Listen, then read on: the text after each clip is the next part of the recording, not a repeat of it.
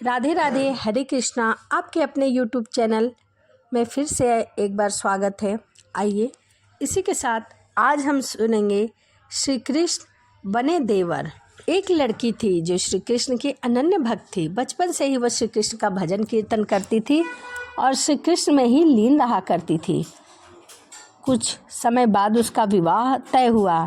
संयोग से विवाह अच्छे घर में और वृंदावन में ही तय हो गया। विवाह होकर जब वह पहली बार वृंदावन गई तब नई दुल्हन होने से कहीं आ जा नहीं सकती थी और फिर कुछ दिन बाद वह मायके चली गई। वह भी दिन आया जब उसका पति उसे लेने आया उसके मायके। उसके पति के साथ फिर वृंदावन गई। पहुँचते पहुँचते वृंदावन उसे शाम हो गई। पति वृंदावन में यमुना किनारे रुककर कहने लगा, देखो शाम का समय है, मैं यमुना में स्नान करके अभी आता हूँ। तुम इस पेड़ के नीचे बैठ जाओ और सारा सामान की देख रेख करना। मैं थोड़ी ही समय में आ जाऊँगा, यही सामने ही हूँ, कुछ लगे तो मुझे आवाज़ देना। इतना कहकर पति चला गया और वह लड़की वहीं बैठी रही।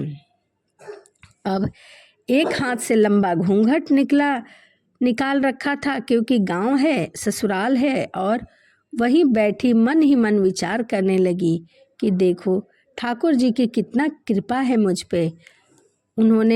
मैंने उन्हें बचपन से भजा, उनकी कृपा से मेरा विवाह भी उन्हीं के श्रीधाम वृंदावन में हो गया। मैं इतने वर्षों से ठाकुर जी को मानती हूँ, परंतु अब तक उनसे कोई रिश्ता नहीं जोड़ पाई। फिर सोचती है ठाकुर जी की उम्र क्या होगी, लगभग 16 वर्ष होंगे। मेरे पति 20 वर्ष के हैं, उनसे थोड़ा ही छोटे होंगे, इसीलिए मेरे पति के छोटे भाई की तरह हुए और वह मेरे देवर की तरह हुए। तो आज से ठाकुर जी मेरे देवर हुए। अब तो ठाकुर जी से नया संबंध जोड़कर बड़ी प्रसन्नता हुई और मन ही मन ठाकुर जी से कहने लगी, देखो ठाकुर जी, आज से मैं तुम्हारी भाभी और तुम मेरे देवर। अब वो समय आएगा जब तुम मुझे भाभी भाभी कहकर पुकारोगे। इतना सोच ही रही थी तभी एक 10-15 वर्ष का बालक आया और उस लड़की से बोला, भाभी भाभी। लड़की अचानक अपने भाव से बाहर आई और सोचने लगी, वृंदावन में तो नई हूँ, ये भाभी कहकर मुझे कौन बुला रहा है। इसीलिए घूंघट उठाकर नहीं देखा कि गांव के किसी बड़े बुजुर्ग ने देख लिया तो बड़ी बदनामी होगी। अब वह बालक बार बार कहता पर वह कोई उत्तर ना देती। बालक पास आया और बोला, भाभी तनिक अपना चेहरा तो दिखा दो। अब वह सोचने लगी, अरे यह बालक तो बड़ी जिद कर रहा है घूंघट में मुखड़ा देखने के लिए। लेकिन उस बालक ने जबरदस्ती घूंघट उठाकर चेहरा देखा और वहाँ से भाग गया। थोड़ी देर में उसका पति आ गया और उसने अपने पति को सारी बातें बता दी। पति ने कहा, तुमने मुझे आवाज़ क्यों नहीं दी। लड़की बोली, वह तो इतने में ही भाग गया। पति बोला, चिंता मत करो, वृंदावन बहुत बड़ा है, कभी किसी गली में खेलता हुआ मिलेगा तो उसके हड्डी पसली तोड़ दूंगा, फिर कभी ऐसा नहीं करेगा। तुम्हें जहाँ भी दिखे मुझे ज़रूर बताना। फिर दोनों घर को चले गए। कुछ दिन बाद उसकी सास ने अपने बेटे से कहा, बेटा देख तेरा विवाह हो गया, बहू मायके से भी आ गई, पर तुम दोनों अभी तक बिहारी जी के दर्शन के लिए नहीं गए हो। कल जाकर बहू को बिहारी जी के दर्शन करा लाना। अब अगले दिन दोनों पति पत्नी ठाकुर जी के दर्शन के लिए मंदिर जाने लगे।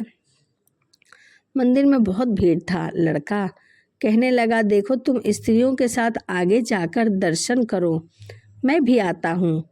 अब वह आगे गई पर घूंघट नहीं उठाती। उसे डर लगता कि कोई देख ना ले तो कहेगा कि नहीं, नई बहू है और बिना घूंघट के घूम रही है। बहुत देर हो गई। पीछे से पति ने आकर कहा, अरे बाबली, बिहारी जी के सामने है, घूंघट का है, नया नहीं खोल रही है, घूंघट खोलोगे तभी तो दर्शन होगा।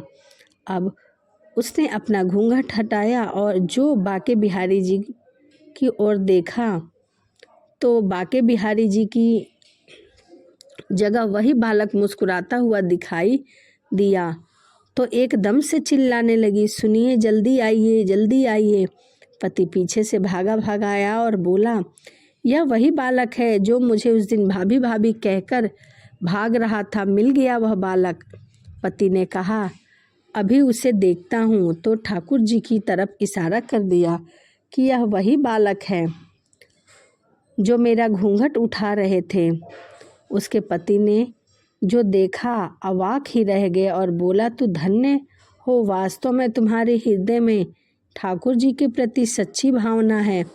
मैं इतने वर्षों से भी वृंदावन में रहकर आज तक उनके दर्शन नहीं कर पाया और तेरा भाव इतना उच्च है कि बिहारी जी ने तुझे दर्शन दिया।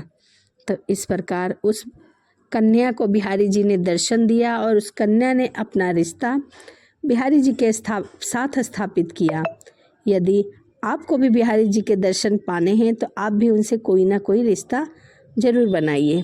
वीडियो आपको कैसी लगी कमेंट में राधे राधे लिखना ना भूलें। तो चलिए इसी के साथ वीडियो को यहीं समाप्त करते हैं और मिलते हैं आपसे अगली वीडियो में। सभी को राधे राधे, हरे कृष्णा।